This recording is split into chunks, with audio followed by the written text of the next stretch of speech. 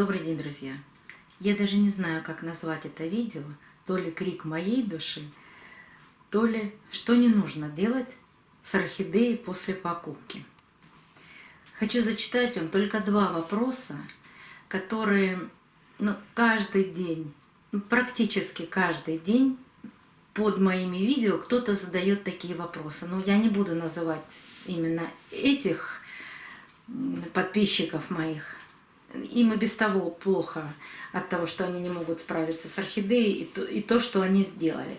Но просто вот такие вопросы бывают в день сейчас, вот именно сейчас, где-то с конца мая, и, наверное, будут еще все лето. Ну, очень не хотелось бы получать такие вопросы, но что делать? Вот для того, чтобы... Представьте, 10 вопросов практически одинаковых. Отвечать на них крайне сложно. С любой орхидеей у каждого своя ситуация. И нужно смотреть орхидею, говорить, что не так сделали. А в некоторых случаях орхидею уже даже спасти невозможно, потому что столько проведено с ней за какое-то короткое время каких-то мероприятий, что орхидея просто отказывается. Жить она уже не может всю вашу любовь перенести. Поэтому я хочу зачитать два вопроса от подписчиков. Подарили орхидею цветущую с двумя мощными цветоносами. И ничего, как говорится, не предвещало беды. Пробыла она у меня с полмесяца и стал тургор листьев меняться. Они становились вялыми. Я ее вытащила из грунта, а там корни сгнили и остались только 3 корешка. Цветоносы пришлось обрезать, и вот я уже 3 месяца с ней вожусь. Никакого результата. Садила в мох, ставила над водой, листиками ставила в воду.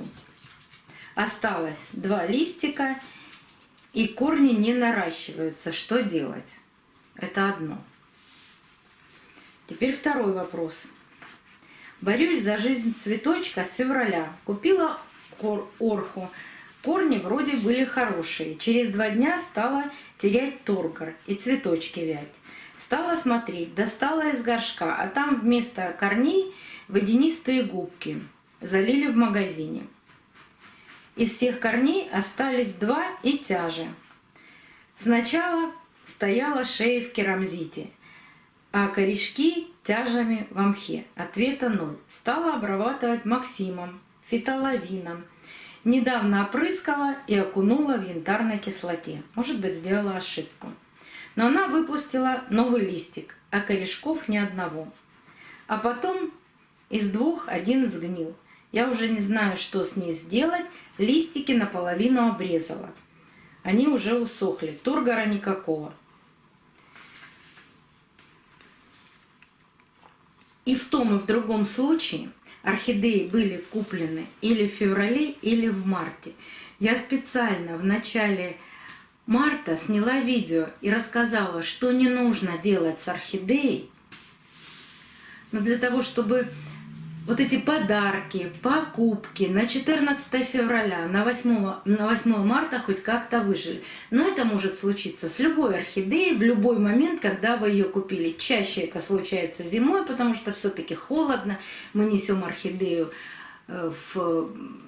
если это не на машине, то мы просто едем в каком-то транспорте. Можно орхидею подморозить. Конечно, ее можно укутать.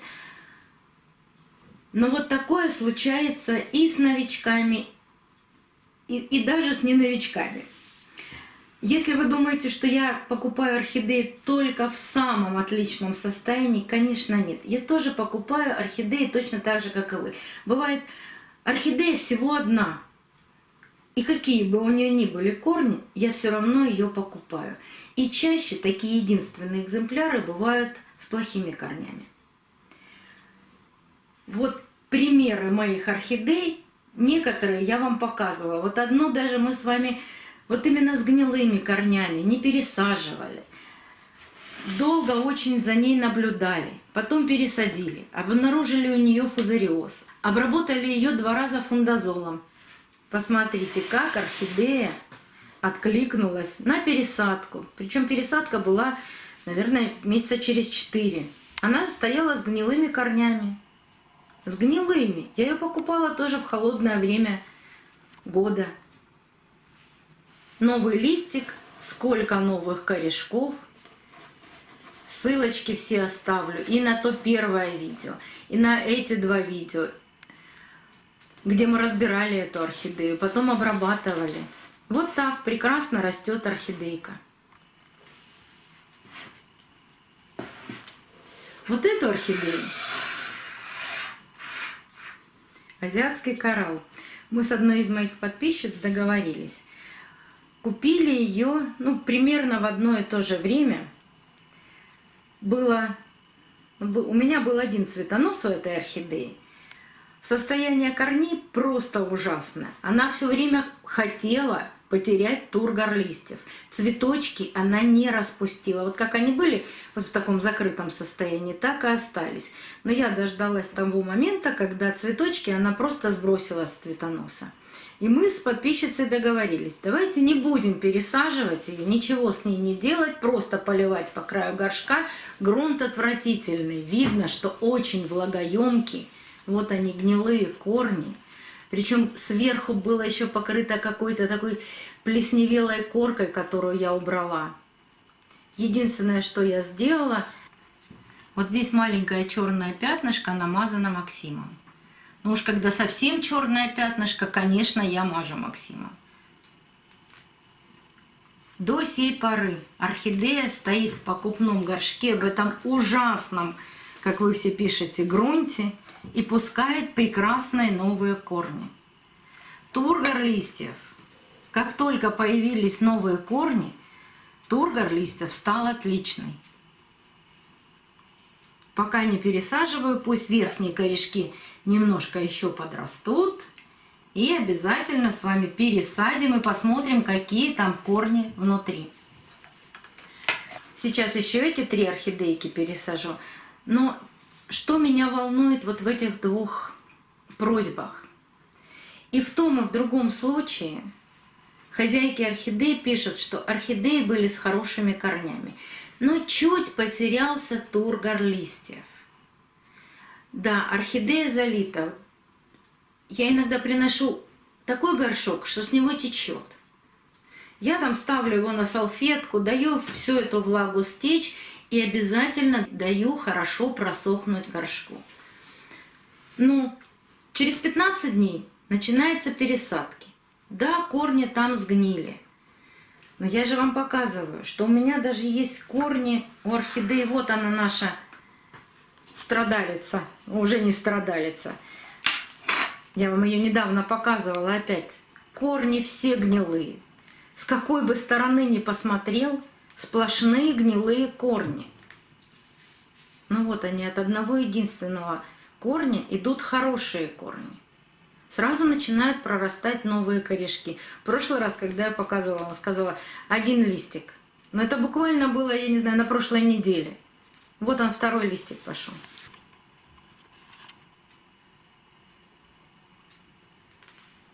То, что касается тургора. Ну, конечно, вот с этим тургором и вот этот тургор сейчас не сравним. А нижний листик вообще повис. Он теряет тургор и начинает желтеть. Надо бить тревогу, когда орхидея начала желтеть лист от шеи. А если немного потерялся тургор, в этом нет большой опасности.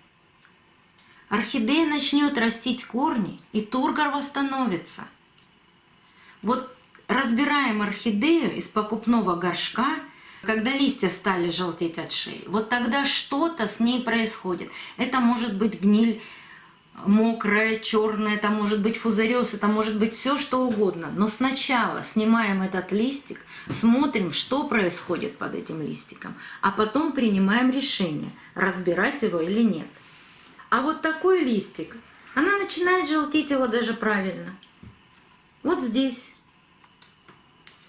Поэтому наверняка он ей для чего-то нужен. Она забирает из него все жизненно важные для себя элементы. И может быть за счет этого растит корни. Да наверняка. И растит листики.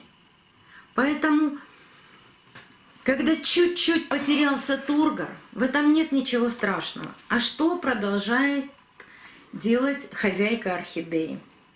3 месяца с ней возится. Но каждые 15 дней меняет ей какое-то содержание. То листики в воду, то листики из воды. Я вам как-то рассказывала уже. У меня ни разу в жизни не получилась реанимация, когда я перевернула орхидею и поставила листьями в воду. Да, вот вы знаете, листик растить начинает, корней нет, корней не получается. Но только я ее переворачиваю, вот эти большие листья, которые в воде, они начинают умирать. Может быть, у кого-то это получается. У меня не получается никогда так.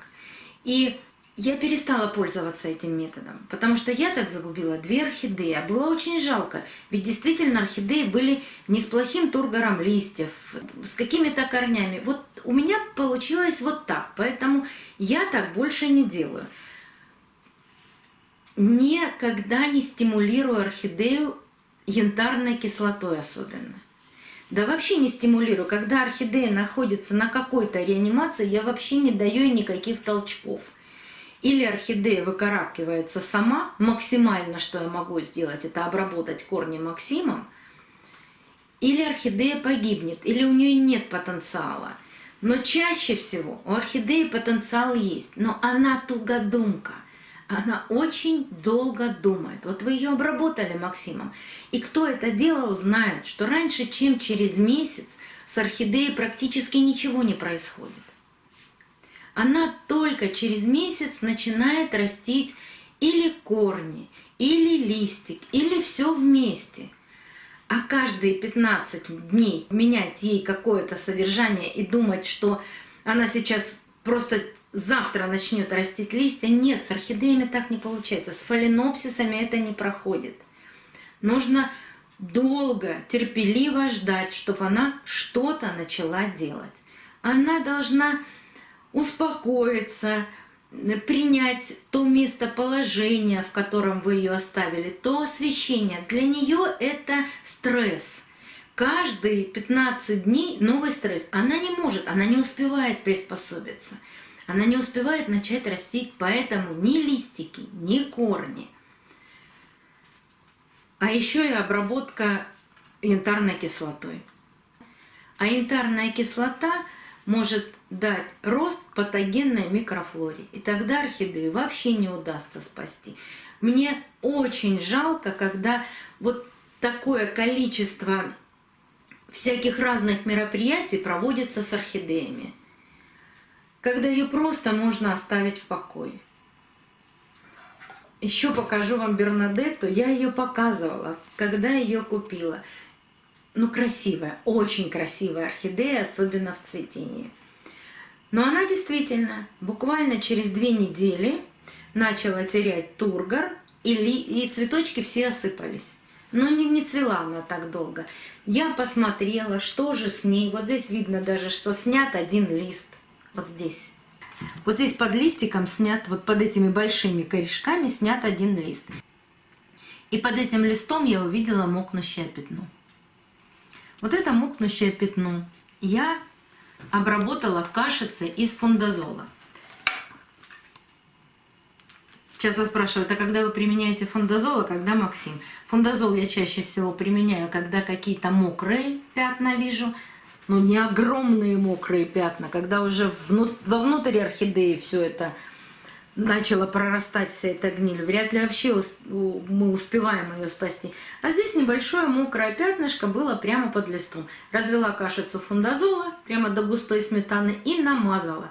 Больше ничего не делала. Когда черные пятна, тогда Максим. Ни корни не обрабатывала, ничего. Дала ей покой, оставила ее в покое. Вот такими корнями она меня порадовала. А прошло, сейчас вам скажу, месяца 4, наверное. Найду это видео, где я вам ее показывала, эту красавицу, обязательно оставлю ссылочку. И при этом в горшке тоже есть гнилые корни. И не один. Посмотреть на горшок и с той, и с другой стороны. Я не могу сказать, что у нее идеальные корни. И тургор был немного потерян. Вот орхидея стоит, листики растит. Это уже 2 листика ее выросло. Не устаю показывать вам примеры не пересаженных орхидей. В старых их покупных горшках.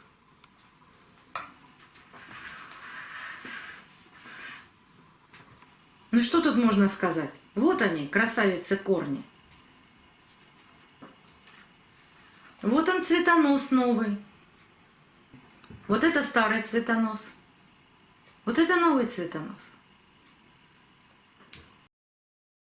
Вот ее название.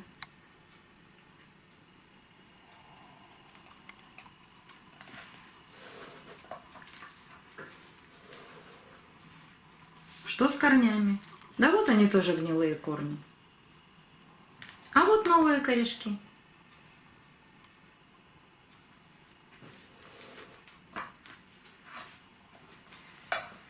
Не так же много производителей, от которых мы покупаем орхидеи. Кто-то от GMP, кто-то от голландских производителей. Но практически все одни и те же по всей России.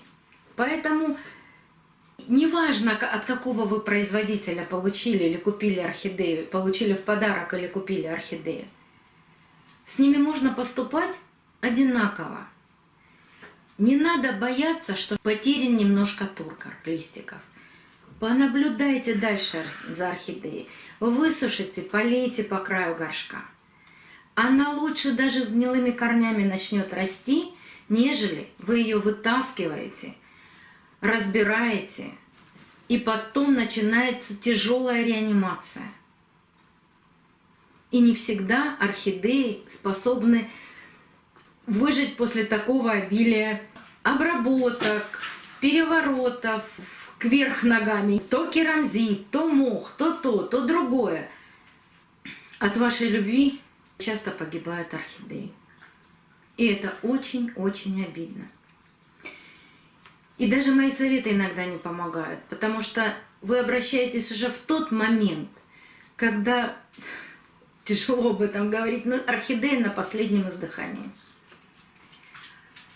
Очень бы хотелось, чтобы посмотрели многие это видео, а особенно первое видео, в котором я говорю, что не пересаживайте орхидеи.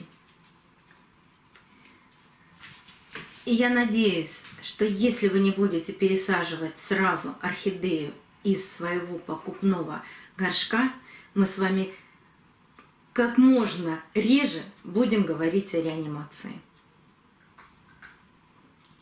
До новых встреч, друзья! Увидимся на канале.